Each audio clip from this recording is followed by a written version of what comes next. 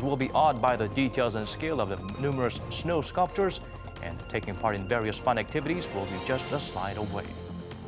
News Center begins now.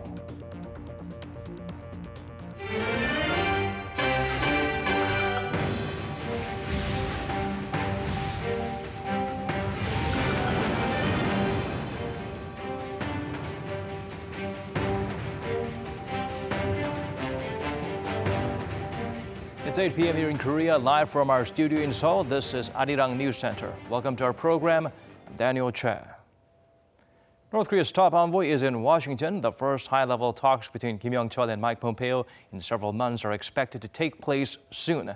While there's no official confirmation on such a session, many are closely watching to see if the visiting official will even meet President Donald Trump. Lee Ji-won starts us off with the latest from the U.S. Capitol. North Korea's point man in its denuclearization talks with the U.S. has arrived in Washington, D.C. Kim Jong-chol, the vice chairman of the party's Central Committee, landed in Dulles Airport Thursday evening local time.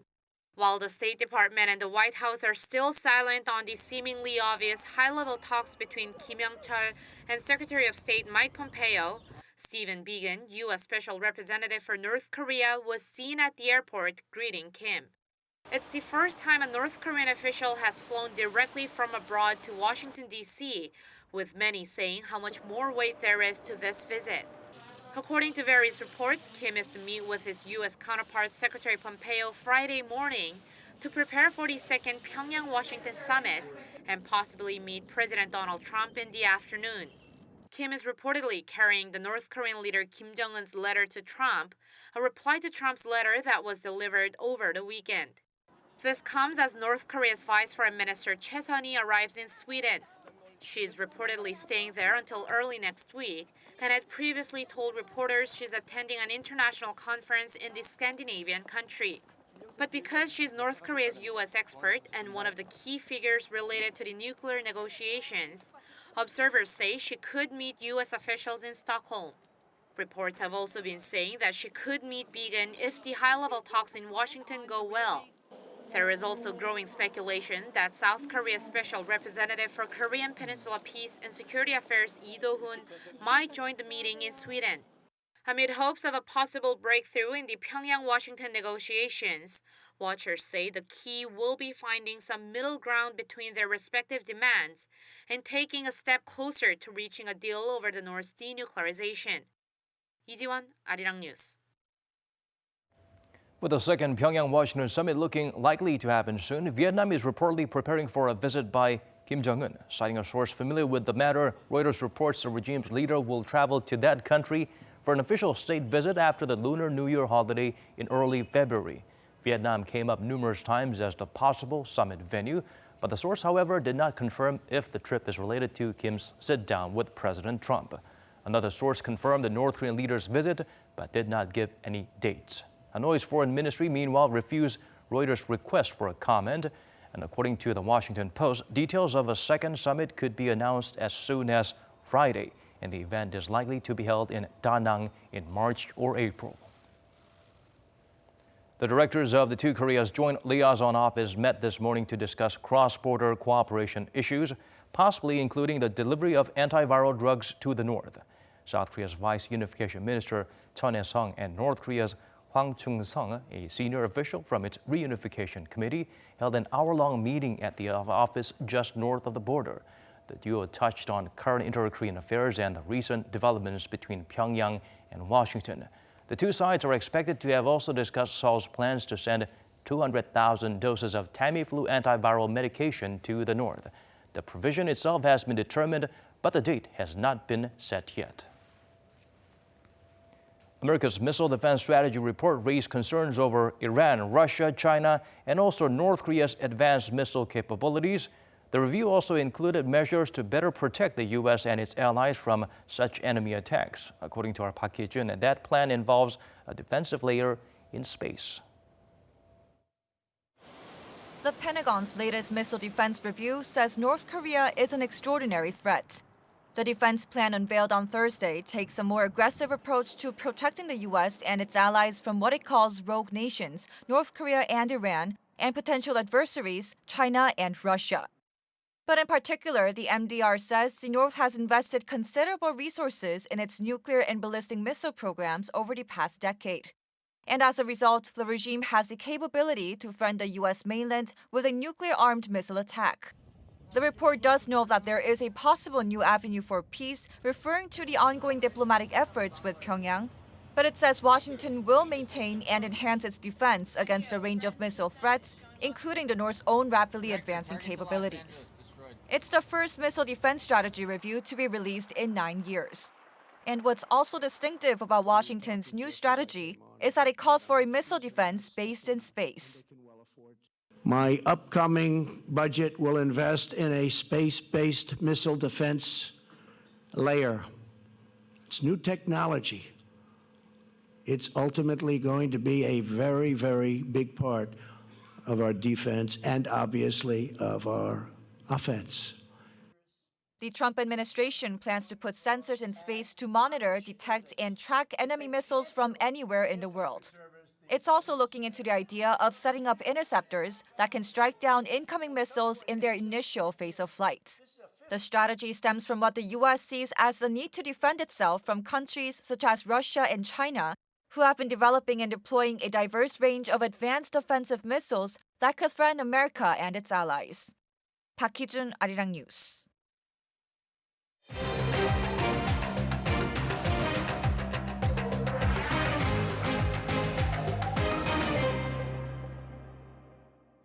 Various exciting winter events are taking place across the country. One of the most popular snow festivals is held in Taebaek Snow Mountain. Our Seo Eun-young is out there to soak in the excitement as the celebrations begin today. Eun-young, do fill us in on what the atmosphere there is like. Good evening, Daniel. Surrounded by breathtaking snowy mountains, the Taebaek Snow Mountain Festival has a range of winter attractions such as giant ice sculptures, ice slides for visitors to enjoy. Festival's main attractions are snow sculptures of mythical characters. The 8-meter-high sculpture of King Dangun, the mythical founder of the first Korean kingdom more than 4,350 years ago, catches visitors' eyes. Giant snow sculptures, including other mythological characters such as Zeus and Poseidon, and landmarks like Sphinx are the festival's main attractions. A snow statue of a peak represents the new year of 2019, and the 십장생, the 10 traditional symbols of longevity, including a pine tree, turtle, and deer, which wish visitors the very best for the new year. As much as 68,000 tons of artificial snow, which is equivalent to 2,400 cargo containers, was used for carving the pieces. 30 snow sculptors who worked on the Harbin Ice Lantern Festival in China were invited and have been sweating for nearly a month to create the sculptures. Visitors can enjoy sledding, ice slides, and other activities. Visitors can also ride a sled, build a snowman, go down on ice slide, and enjoy other winter activities. The Taebaek Snow Mountain Festival, which celebrates its 26th year anniversary this year, will continue till the 3rd of next month. Back to you, Daniel. All right, Eun-young, thank you for walking us through all the highlights and special features there at the Taebaek Snow Mountain Festival. We appreciate it. The nation's fertility rate has been dropping rapidly, with last year's figure expected to be the lowest since official data was first recorded. Is Korea soon going to face the so-called demographic cliff, in which the ratio of working-age population falls at an alarming rate? Kim Hye-sung delved deeper into the concerning situation. New figures show South Korea's total fertility rate for 2018 is expected to drop below 1. According to the Presidential Committee on Aging Society and Population Policy on Friday, last year's total fertility rate is expected to record between 0.96 and 0.97, with around 325,000 births in the country. That's down from 2017's fertility rate of 1.05, and it's the lowest rate since Statistics Korea began recording the data in 1970. The fertility rate is defined as the total number of children that would be born to each woman if she were to live to the end of her childbearing years. A rate of around 2.1 is needed to produce a stable population, but now the figure has declined to half that level. Korea's fertility rate also ranks as the lowest in the OECD, far below the OECD average of 1.68. The proportion of the population that is economically productive, aged between 15 and 64, has also started to drop from 2017 after hitting an all-time high of 73% in 2016, which could slow down consumption and production and therefore economic growth. To tackle the falling fertility rate, the Presidential Committee on Aging Society and Population Policy announced last December that it'll focus on maintaining new births at the 300,000 level through government support for parenting, such as medical care and child care. Kim Hae-sung, Arirang News. Since last year, South Korean courts have ordered several Japanese companies to compensate Koreans forced to work for them at factories during World War II. One ruling came out just last week. Today, there was another one against a different Japanese manufacturer, Nachi Fujikoshi Corporation, which will also have to pay the victims. Choi Young gets us up to speed with the developments. On Friday, the Seoul High Court upheld a ruling by a lower court ordering Japanese manufacturer Nachi Fujikoshi Corporation to pay up to about $90,000 to each victim. The victims were tricked into joining the Korean Women's Volunteer Labor Corps and were told they would be able to study in Japan and be taken good care of, but they were forced to work at a munitions factory for no pay. Similar to other recent rulings, the High Court dismissed the firm's contention that all claims are settled completely and finally by the 1965 agreement between Seoul and Tokyo that restored their diplomatic ties. That agreement, it said, did not terminate the right of individual victims to file independent damage suits, as declared by South Korea's Supreme Court last year. The High Court noted that while the victims did lose a compensation suit against the firm in Japan, that ruling by the Japanese court is not binding on the South Korean court. The High Court also said that it is against the principle of good faith that the Japanese company would deny the victim compensation just because the statute of limitations had run out. The court defended the compensation amount as appropriate considering the company's level of deception and coercion and the fact that these victims spent almost 70 years uncompensated. Choi Young, Arirang News. A group of Japanese civic activists delivered a request for consultation to Mitsubishi Heavy Industries today, demanding that the company compensate the Koreans who were forced to work for the firm during wartime. The activists went to the firm's headquarters in Tokyo and handed over the request written by lawyers representing the victims. The lawyers made it clear that if Mitsubishi does not respond by the end of February, they are going to proceed with the South Korean Supreme Court's ruling and seize the assets of Mitsubishi's Korea branches. Back in November, South Korea's Supreme Court ordered the company to compensate the Koreans it forced into unpaid labor. The foreign ministers of South Korea and Japan will meet for talks next Wednesday in Switzerland on the sidelines of the Davos Forum. It's likely they'll discuss recent issues between their countries, including the rulings on forced labor. Earlier this year, a local South Korean court approved the seizure of some assets of a Japanese steelmaker after the company refused to compensate South Korean victims for their unpaid work during Japan's colonial rule. Tokyo has called for an intergovernmental discussions on the matter. There's also the dispute over an encounter last month in the East Sea between the two countries' militaries. Japan claims that a South Korean destroyer used its radar to target a Japanese plane, but South Korea maintains the destroyer was on a rescue mission and did not use its targeting radar. Seoul and Tokyo recently met in Singapore, but the dispute is far from resolved. South Korea's defense ministry said it is open to future dialogue with Japan to resolve the radar issue. A ministry official said Friday that South Korea is willing to participate in further discussions with Japan that are based on facts as well as understandings of weapon systems and the international law. The dispute continues to simmer. On Wednesday, Tokyo's defense ministry summoned a South Korean military attaché, and Seoul's defense ministry summoned the Japanese attaché the next day. Late last month, Japan claimed one of its patrol aircraft was locked on by the targeting radar of a South Korean warship. Seoul said its warship was on a mission to rescue a North Korean ship and denied using the targeting radar, rather protesting the Japanese plane's unmannerly low-altitude flight near the ship as a violation of international custom. President Moon Jae-in welcomed a declaration by the legislature of New York State designating a Memorial Day to mark Korea's March 1st independence movement, in which citizens rose up in protest against Japanese colonial rule. On Twitter and Facebook, the South Korean leader wrote that He is very pleased and credited New York Representative Ron Kim for his help in getting the anniversary declared a Memorial Day in the U.S. The president said it is great news coming from thousands of miles away in the year the nation marked the 100th anniversary of the historic movement and the establishment of the Provisional Government of Korea. He added the country will make sure the cause and spirit of Korea's national martyrs are remembered. On March 1, 1919, when a nationwide March for Independence was held, Korean immigrants in New York played a big role in helping to make the demonstration possible. Prosecutors have sought an arrest warrant for a former Supreme Court Chief Justice. This comes after Yang Seung-tae has been grilled by investigators since last week for his alleged involvement in a massive power abuse scandal. Kim Mo-kyun has the latest on the probe. Just a week after first summoning Korea's former Supreme Court Chief Justice Yang Seung-tae for questioning, prosecutors have now filed an arrest warrant against the former head of the judiciary. The team of prosecutors at the Seoul Central District Prosecutor's Office sought a warrant against Yang on Friday, explaining that the allegations against him are serious crimes that damage the very foundations of the law. They also claimed that with Yang still flatly denying all allegations against him, they decided to file the warrant as there is a possibility for him to destroy evidence.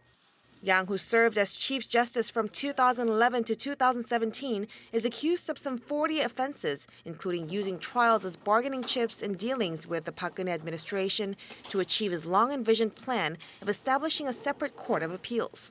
Those trials include ones filed by Korean plaintiffs against Japanese firms that forced them into labor during World War II. He allegedly orchestrated the delay in the deliberation of the suit to curry favor with former President Park, who was seeking amicable relations with Tokyo. Yang is also accused of creating a blacklist of judges based on their political leanings and of leaking confidential information. With the latest decision, Yang now becomes the first former Supreme Court head whose arrest will be reviewed by his junior judge in the Judicial Department's 71-year history. The court is expected to give its ruling on whether the ex-chief judge will be arrested or not by as early as Tuesday. Kim Mo-kyun, Arirang News. The Jeju District Court cleared charges of victims of the Jeju April 3rd massacre on Thursday. This comes some 70 years after the horrific incident happened. The surviving victims, of course, welcomed the latest ruling. Yoon Jung-min has the full story. 18 living victims of the April 3rd massacre in Jeju Island, who had been imprisoned without proper legal procedures, were cleared of charges Thursday, some 70 years after the incident. The Jeju District Court overturned the military rulings handed down during the massacre, declaring them invalid due to lack of proper legal procedures. It's the first time the judiciary has acknowledged the rulings under martial law as invalid. From 1948 to 1954, at a time of ideological conflict, an estimated 30,000 civilians on Jeju Island were killed or imprisoned under a government-led anti-communist suppression campaign. Most of the victims were labeled communists and wrongly imprisoned by military courts for violating national security and committing acts of rebellion. The Jeju court, however, said the victims were not made aware of the criminal charges they faced at the time and took into account the fact that numerous people were brought before military courts hastily and without due process. The Jeju court's ruling was attended by the victims themselves, some of them in their 80s and 90s, their families and civil activist groups who welcomed the judgment and some of whom shed tears. Among the 18 victims who brought the suit, one woman born in 1921 had been sentenced to 20 years. She thanked the court for clearing her of the false charges and confirming her innocence. Yoon Jung-min, Arirang News. There's a growing number of pet owners here in Korea, but at the same time, we're seeing more and more animals being abandoned or abused. To prevent such cases, the government is working to come up with measures to reinforce animal protection laws. Hong Yu outlines what they are. In 2017, 102,000 pets were abandoned, a 14.6% increase from the previous year. Many of these animals are abandoned or killed after they've been bred and trained for illegal activities such as dogfighting. To tackle this issue, the government announced a plan to reinforce punishments for those who are found abusing or mistreating animals. Currently, a person who kills an animal with a malignant purpose can be sentenced to a maximum of 2 years in prison or fined up to 17,000 US dollars. Those guilty of abusing animals can be sentenced to a maximum of 2 years in prison or fined up to 17,000 US dollars in fine. The revision of the law will strengthen the punishment to a maximum of 3 years in prison or a fine up to 26,000 US dollars for killing an animal. Along this enforcement in the legislation, the Ministry of Agriculture, Food and Rural Affairs said it will increase the number of shelters for abandoned pets. In addition, the ministry will overlook the management of 12 shelters opened in 2017, currently operated by local governments. The ministry plans to come up with more effective measures in the next 5 years to improve animal welfare. The revisions are expected to go into effect as early as next month. Hong Yu, Arirang News. Shifting our focus to the world of sports now, the lineup for the next stage of the Asian Cup is confirmed. South Korea got through the group stage comfortably and will face Bahrain in their first knockout match. Won Jong-hwan provides a glimpse of what to expect from the Sweet 16. The lineup for the knockout rounds is complete after the final group stage matches took place on Thursday night across the United Arab Emirates. The South Korean football team, who had already secured their passage to the knockout rounds after their first 2 matches, will face Bahrain in the round of 16 in their quest to win their first Asian Cup since 1960. The Taebaek Warriors will take on Bahrain, who are 60 places below them in the FIFA rankings, in Dubai on Tuesday at 10 p.m. Korean time. South Korea have the better record in matches against Bahrain, with 10 wins, 4 draws and 2 losses. However, the underdogs, Bahrain, do have a superior record at the Asian Cup with 2 wins and a loss, having stunned the South Koreans in 1988 and in 2007. The Taebaek Warriors superstar Son Heung-min is looking to continue his good form. In the previous match against China, Son, who only arrived in the Emirates earlier this week after being released by the club side Tottenham Hotspur, proved to be a key figure in South Korea's 2-0 victory. Meanwhile, Vietnam, led by South Korean coach Park Hang-seo, also secured their ticket to the round of 16. Vietnam were tied on points and goal difference with Lebanon, but progressed due to their better fair play record. The fair play points system, which was first used at last year's World Cup, uses the number of yellow or red cards to determine which team progresses to the next stage when the team's points and goal difference are the same. Vietnam will play Jordan in the round of 16. Won Jong-hwan, Arirang News.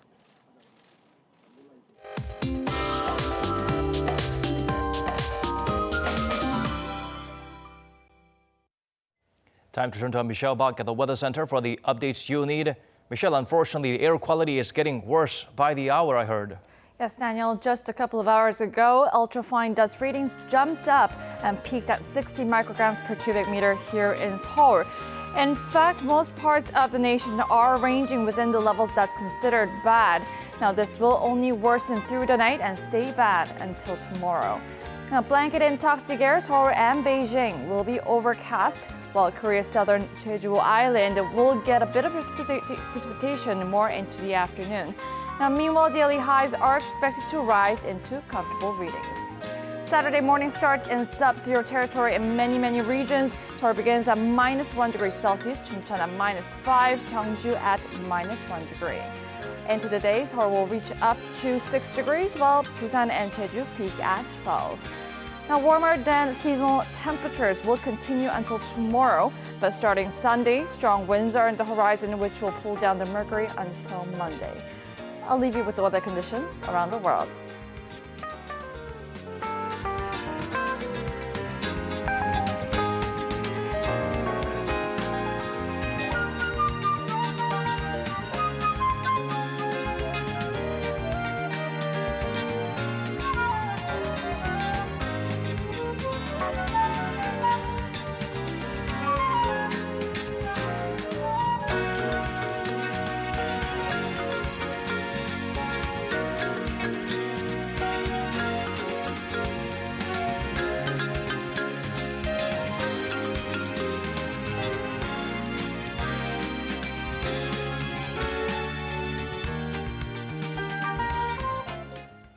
That's all we have for you on tonight's edition of Arirang News Center. Thanks for staying with us. Here's wishing you an amazing weekend.